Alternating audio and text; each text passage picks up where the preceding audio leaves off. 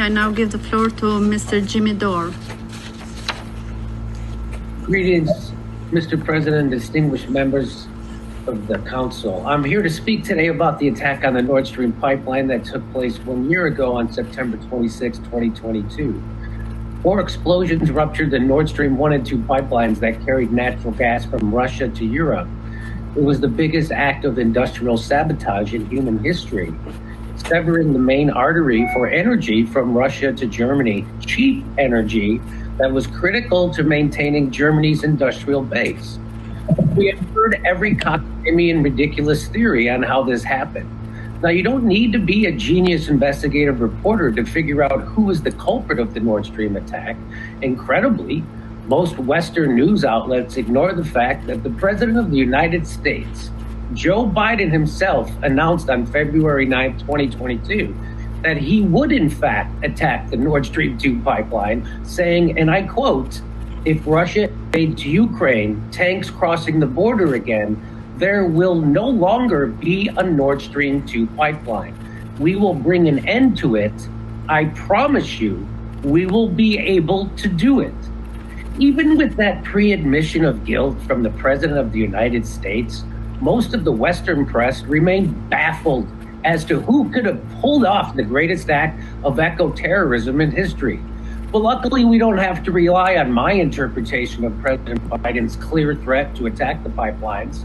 We actually have Seymour Hersh, a genius investigative reporter with impeccable reputation and credentials, who reported that in June of 2022, United States Navy divers operating under the cover of a widely publicized summer NATO exercise known as Baltops 22 planted the remotely triggered explosives that 3 months later destroyed 3 of the 4 Nord Stream pipelines, according to a source with direct knowledge of the operational planning. And like all criminals, the perpetrators could not contain their elation over committing the crime.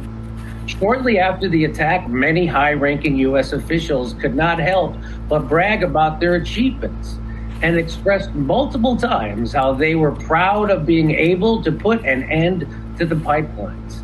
Undersecretary of State Victoria Nuland said, "I am, and I think the administration is, very gratified to know that Nord Stream 2 is now, as you like to say, a hunk of metal at the bottom of the sea." The United States Secretary of State Antony Blinken called it a tremendous opportunity to once and for all remove the dependence on Russian energy. You have to be a paid liar to not acknowledge the hand of the United States in carrying out these attacks.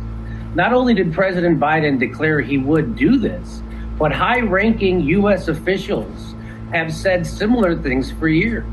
We can look to 2014 when former Secretary of State Condoleezza Rice stated that over the long run, you simply want to change the structure of energy dependence. You want to depend more on North American energy platforms, which is what this is really all about. An economic war between the West and Russia in order to fill the pockets of rapacious capitalists who actually pull the strings of the U.S. government and dictate foreign policy.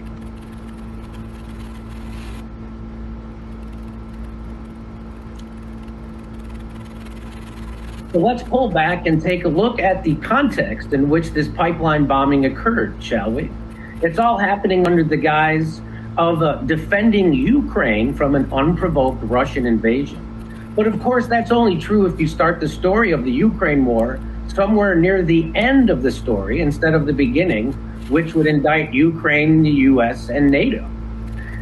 The US and NATO are to blame, which is why the Western media always leaves the origin of this conflict out of their coverage and leaves most people in the dark with a false version of the cause of the conflict. Most Americans believe that Vladimir Putin woke up one day and decided for no particular reason to invade Ukraine and start a war completely out of the blue.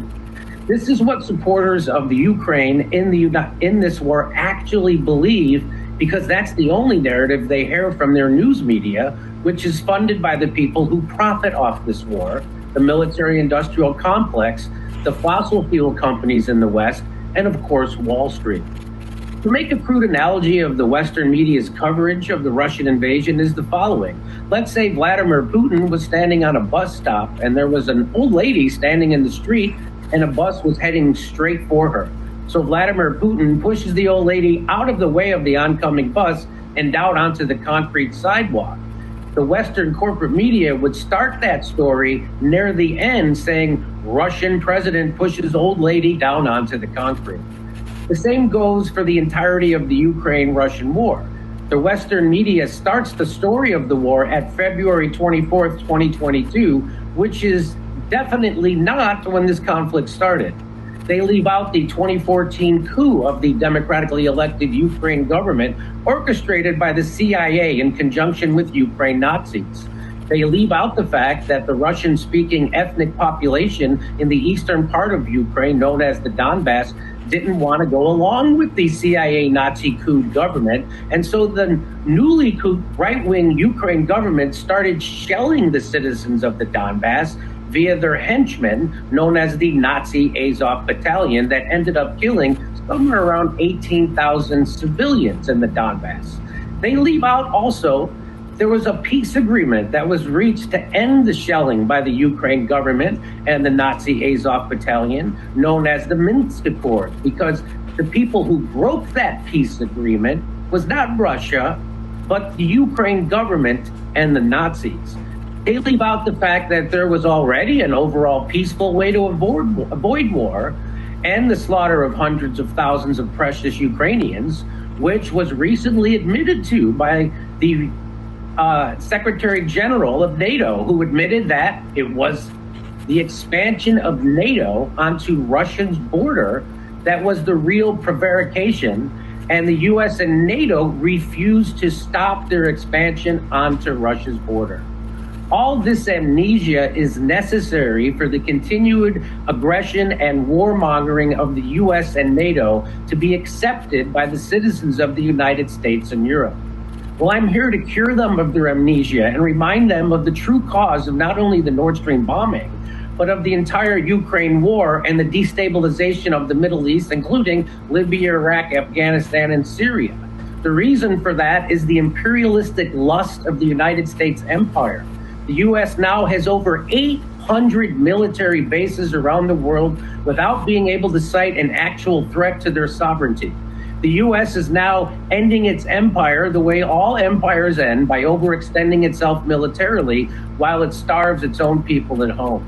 The real threat is the threat of U.S. economic interests. The U.S. has for decades feared German engineering and capital joining Russia's natural resources and manpower. As elucidated very clearly by the founder of the U.S. intelligence firm Stratford, George Friedman, in his 2010 book says, quote, Russia does not threaten America's global position, but the mere possibility that it might collaborate with Europe and particularly Germany opens up the most significant threat in a decade, a long-term threat that needs to be nipped in the bud. Therefore, maintaining a powerful wedge between Germany and Russia is of overwhelming interest to the United States. For the U.S., Friedman added in 2015, the primordial fear is German technology and German capital combining with Russian natural resources and Russian manpower to form the only combination that has for centuries scared the hell out of the United States. In this showdown, the U.S. aims to control the line from the Baltics to the Black Sea. Russia, by contrast, must have at least a neutral Ukraine, not a pro-Western Ukraine, because a neutral Ukraine would impede the primordial U.S. goal of a Russian-German fissure. The U.S. has opted for a proxy war instead. The Western governments are silent, even as the U.S. says through anonymous sources that Ukraine is responsible for the Nord Stream attack, but they won't blame them publicly. And so the United States continues to arm Ukraine to the teeth in hopes of extending the war and avoiding peace. The Germans say it's Ukraine, but will not release their official investigation and will not make an announcement.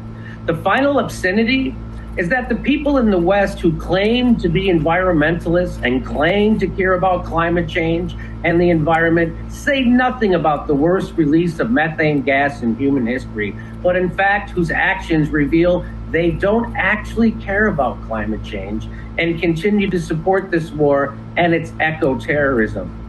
In a bizarre twist, even Greta Thunberg traveled to Ukraine to meet with Zelensky after the Nord Stream bombing. Thank you for allowing me to speak. I thank Ms. Dore for his briefing. We thank Dirk Pullman and Jimmy Dore for their briefings, which have once again demonstrated to the Security Council that the citizens of Western countries also have a great deal of questions for their governments